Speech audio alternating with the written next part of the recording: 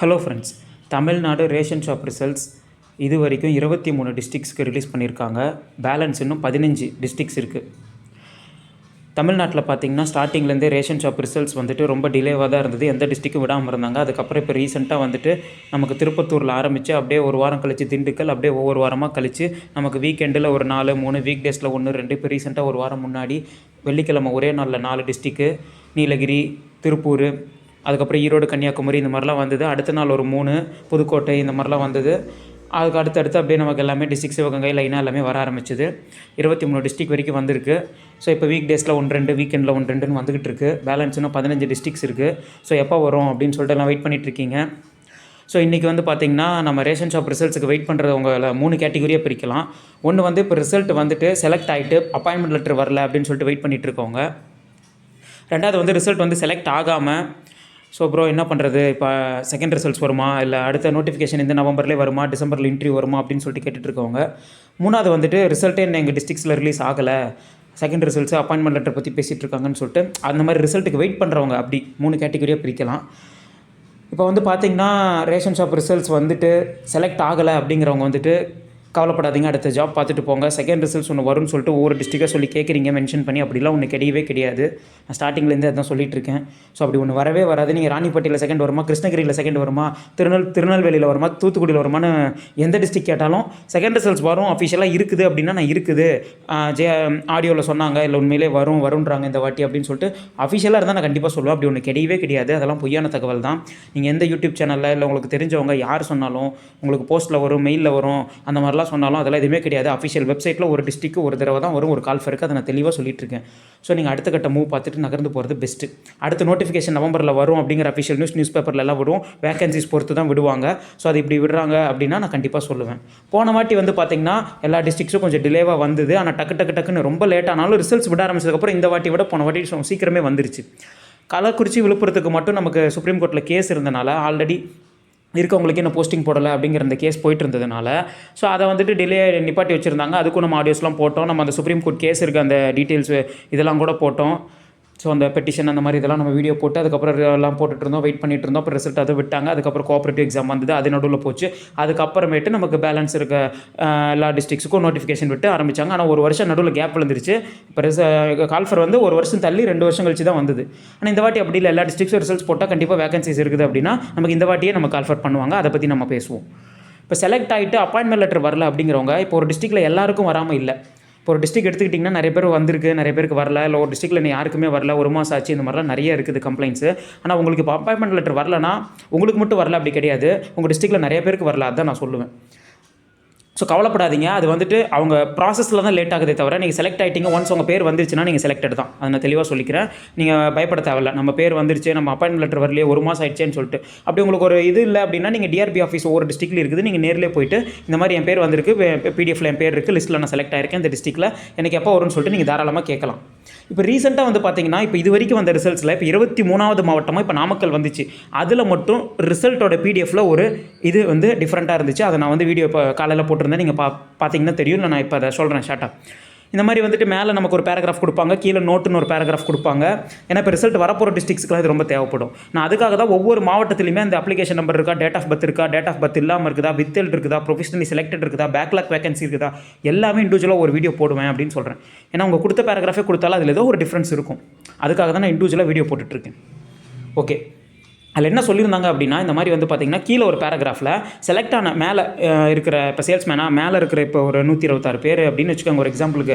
மேலே செலக்ட் ஆகிருக்கிற அத்தனை பேருக்குமே உங்களுக்கு வந்துட்டு இந்த அப்பாயின்மெண்ட் லெட்டர் வந்துட்டு ரெஜிஸ்டர் போஸ்ட்டில் கூடிய விரைவில் வரும் அப்படிங்கிற மாதிரி இங்கிலீஷில் சொல்லியிருந்தாங்க. ஸோ இப்போ ஒரு இத்தனை நாளில் வரும்னு அவங்க சொல்லலை, கூடிய விரைவில் வரும் அப்படின்ற மாதிரி அவங்களே மென்ஷன் பண்ணிட்டாங்க. ஏன்னா அப்பாயின்மெண்ட் லெட்டர் வர மற்ற டிஸ்ட்ரிக்ஸ்லாம் லேட் ஆகிட்டு இருக்கு இல்லையா. ஸோ ரிசல்ட் வந்ததுக்கப்புறம் நம்மளே அதை மென்ஷன் பண்ணிட்டா அவங்க வெயிட் பண்ணுவாங்கல்ல அப்படின்னு சொல்லிட்டு. ஸோ வந்து டிலே ஆகாது. அதை பற்றின எதுவுமே நான் வந்து உங்களுக்கு ஆடியோ கலெக்ட் பண்ணி போடுறேன், கண்டிப்பாக அப்டேட் கொடுக்குறேன்.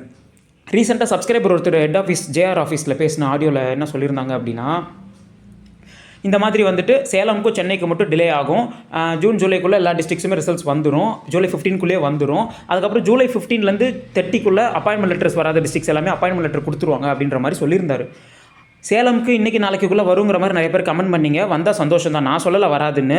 இந்த மாதிரி சொன்னதை நான் சொல்கிறேன். சேலமும் வந்துடும் அப்படின்னு தான் நானும் சொல்கிறேன். சென்னை வந்து அங்கே இன்டர்வியூ சேல்ஸ்மேன் போயிட்டு இருக்கிறனால பேக்கரும் சேர்த்து ஒட்டா விடுவாங்க, அது மட்டும் டிலே ஆகுன்ற மாதிரி இருந்தது. சேலமும் அதில் சொன்னாங்க. ஆனால் சேலம் வந்துட்டாலும் சந்தோஷம் தான். இப்போ சேலம் டிலே ஆகுன்னு சொன்னீங்க, நாளைக்கே வந்துருச்சு ப்ரோ அப்படின்னு சொல்லிட்டு உடனே கேட்கக்கூடாது, அதுக்காக சொல்கிறேன். ஸோ இது வந்து இது மற்ற டிஸ்ட்ரிக்ஸ் பற்றி இல்லை. மதுரை, கோயம்புத்தூர்லாம் கடைசியாக தான் வருங்கிற மாதிரிலாம் கமெண்ட் போடுறீங்க. அப்படி கிடையாது, கண்டிப்பாக வந்துடும், வெயிட் பண்ணுங்கள். ஸோ ரிசல்ட்ஸே வராமல் இருக்க டிஸ்ட்ரிக்ஸ் அவங்களுக்கெல்லாம் வந்துட்டு டிலே ஆகாது, அதை தான் நான் தெளிவாக சொல்கிறேன். ஸோ கண்டிப்பாக இந்த ஒரு வாரத்தில் இன்னொரு 10 நாளைக்குள்ளே எல்லாமே வந்துடும். 23 மாவட்டம் வந்துருச்சு, இன்னொரு 15 மாவட்டம் தானே. இன்றைக்கி நாளைக்கு எப்போ வேணால் வரலாம். ஸோ நேற்று நைட்டு காலையில் இந்த மாதிரி நமக்கு வந்துகிட்டு இருக்குது. வீக் டேஸ்லேயே வீக்கெண்டில் கூட வரலாம். இந்த வீக்கெண்டில் எல்லாமே போட்டு முடிச்சிட்டாங்கன்னா பிரச்சனை இல்லை. ஸோ கவலைப்படாதீங்க.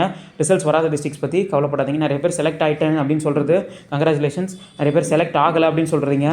ஸோ அவங்களாம் வந்துட்டு அடுத்த கட்ட மூவ் பார்த்துட்டு நம்ம அடுத்த டிஎன்பிசியோ இல்லை வேறு ஜாப்ஸோ பார்த்துட்ருப்பீங்க. அதை கண்டினியூ பண்ணுங்கள். ஏன்னா ஃபீல் பண்ணிவிட்டு நம்ம உட்காந்துடக்கூடாது.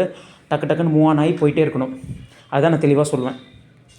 செலக்ட் ஆகி ஜாப்பில் ஜாயின் பண்ணதுக்கப்புறம் நம்ம அப்பாயின்மெண்ட் லெட்டர் வந்து ஜாயின் பண்ணதுக்கப்புறம் நமக்கு அவங்க என்ன எதுன்ற அந்த வீடியோவும் நான் போட்டிருக்கேன். அப்பாயின்மெண்ட் லெட்டரில் போட்டிருக்க அட்ரஸில் வந்துட்டு நம்ம போய் கொடுக்கணும். அதுக்கப்புறம் நம்ம ஒர்க்கில் ஜாயின் பண்ணணும். 1 வருஷம் ட்ரைனிங் பீரியட், அதுக்கு எவ்வளோ சேலரி, அதை பற்றி நான் டீட்டெயிலாக வீடியோ போட்டிருக்கேன். எல்லா டிஸ்ட்ரிக்ஸும் ரிசல்ட்ஸ் வரட்டும், அதை பற்றி நான் போடுறேன். அடுத்த வேகன்சியும் நான் போடுவேன், நோட்டிஃபிகேஷன். எதுவுமே கவலைப்படாதீங்க. கோஆப்ரேட்டிவ் எக்ஸாம்ஸ் அது எழுதி எப்படி இந்த மாதிரி வந்துட்டு அந்த ட்ரைனிங் பற்றி கேட்குறீங்க, அதுக்கும் நான் இண்டிவிஜுவலாக வீடியோ போட்டிருக்கேன். இருந்தாலும் மறுபடியும் நான் அப்டேட் பண்ணுறேன். அந்த கோஆப்ரேட்டிவ் ட்ரைனிங் அதுக்கப்புறம் எக்ஸாம்ஸ் அதை பற்றி நான் கண்டிப்பாக போடுறேன். ரேஷன் கடையில் இருக்கிறவங்களும் கோஆப்ரேட்டிவ் ட்ரைனிங் வந்து டெம்பரவரியாக படிக்கிற மாதிரி இருக்கும். படித்தா தான் உங்களுக்கு ப்ரொமோஷன் கிடைக்கும். ஸோ ரேஷன் கடையில் நீங்கள் சேர்ந்துட்டீங்க அப்படின்னா சனி ஞாயிறு மட்டும் நீங்கள் கோஆப்ரேட்டிவ் ட்ரைனிங் படிக்கிற மாதிரி இருக்கும். படித்தே ஆகணும்னு கிடையாது, படிச்சிங்கன்னா நீங்கள் மேலே ப்ரொமோஷன் போகலாம். இப்போ நீங்கள் டிகிரி முடிச்சிருக்கீங்க அந்த மாதிரினா +2 முடிச்சிருந்தாலே அது கோஆப்ரேட்டிவ் ட்ரைனிங் படிக்க எலிஜிபிலிட்டி தான். ஸோ அது நீங்கள் படிச்சிங்கன்னா மட்டும்தான் உங்களுக்கு அடுத்த கட்ட உங்களுக்கு ப்ரொமோஷனோ டிபார்ட்மெண்ட் எக்ஸாம்ஸோ எழுதி நீங்கள் அடுத்த கட்ட கோஆப்ரேட்டிவ் கூட்டுறவு பேங்க்கில் நீங்கள் வந்து கிளர்க்காக போகிறது இந்த மாதிரிலாம் சொல்லிட்டு எல்லாமே இருக்குது. ஸோ இதெல்லாமே நான் டீட்டெயில்டாக சொல்கிறேன். நீங்கள் எதுவும் வரி பண்ணிக்க வேணாம். நம்ம சேனலில் ரெகுலராக ஃபாலோ பண்ணுங்கள். நான் எல்லா அப்டேட்ஸும் கொடுக்குறேன். பேலன்ஸ் இருக்க 15 டிஸ்ட்ரிக்ஸும் வந்துடும், நான் அப்டேட்ஸ் கொடுக்குறேன். இந்த வீடியோ நேற்றே போட்டிருக்கணும். ஸோ நேற்று வந்துட்டு நமக்கு ஒரு மயிலாடுதுறைக்கு ஈவினிங்கும் அதுக்கப்புறம் காலையில் நமக்கு நாமக்கல் வந்ததுனால அந்த வீடியோ போடலாம். அதுதான் நம்ம ரிசல்ட் வீடியோ தான் ஃபஸ்ட்டு. இது அப்புறம் கூட சொல்லிக்கலாம்னு சொல்லிட்டு நான் இது பண்ணிட்டேன். 38 மாவட்டத்தோட டிஆர்பி வெப்சைட் லிங்க்கும் இருக்குது, நீங்கள் பார்த்து வச்சுக்கோங்க. செலக்ட் ஆனவங்க வெயிட் பண்ணுங்கள், கண்டிப்பாக நான் அப்டேட்ஸ் கொடுக்குறேன். சென்னையும் முடிஞ்சு வந்துடும், பேக்கரும் சேர்த்து. நிறைய ஊரில் பேக்கர் இல்லைன்னு சொல்லிட்டு கேட்குறீங்க. ஒரு சப்ஸ்கிரைபர் வந்து தருமபுரியில் பேக்கரே இல்லை ப்ரோ, சேல்ஸ்மேன் மட்டும் தான் இருக்குது, பேக்கர் எங்கே ப்ரோன்னு கேட்குறீங்க. எங்கே அப்படிலாம் கிடையாது. நான் என்ன சொல்கிறேன்னா, சேல்ஸ்மேன் பேக்கர் ரெண்டுமே இருக்கிறது. இப்போ சேலம் டிஸ்ட்ரிக்டோட வெப்சைட்டில் இருக்கிறீங்க, உங்களுக்கு சேல்ஸ்மேனும் பேக்கரும் கண்ணில் காட்டுது, ரெண்டுமே இருக்குதுன்னு அர்த்தம். ஸோ வந்துட்டு நமக்கு பேக்கர் மட்டும், அதாவது பேக்கர் இல்லை சேல்ஸ்மேன் மட்டும் அப்படிங்கிற மாதிரி நிறைய டிஸ்ட்ரிக்ட் இருக்கும். அங்கே வந்து வேகன்சியே இருக்காது, பேக்கரில் காலி பணியிடங்கள் இருக்காது. ஸோ அப்படி இருக்கும்போது சேல்ஸ்மேன் மட்டும் தான் விடுவாங்க, அதுக்கு மட்டும் தான் இன்டர்வியூ வைப்பாங்க, நடத்துவாங்க. அப்படிங்கும்போது அது பேக்கரே இருக்காது. ஸோ அப்படி தான் பேக்கர் ரிசல்ட் எங்கே அப்படின்னு கேட்கக்கூடாது. பேக்கருக்கு இன்டர்வியூவே நடக்கலை அப்படின்னா தான் அந்த இடம் இல்லாமல் இருக்கும். ஸோ அது பெரிய டிஸ்ட்ரிக்ட் சின்ன டிஸ்ட்ரிக்ட்னு இல்லை, எல்லாத்துலேயுமே வேரியேஷன் இருக்கும். விழுப்புரம், தருமபுரி இந்த மாதிரி இப்போ பெரிய டிஸ்ட்ரிக்ஸில் கூட இந்த மாதிரிலாம் இருக்கும்.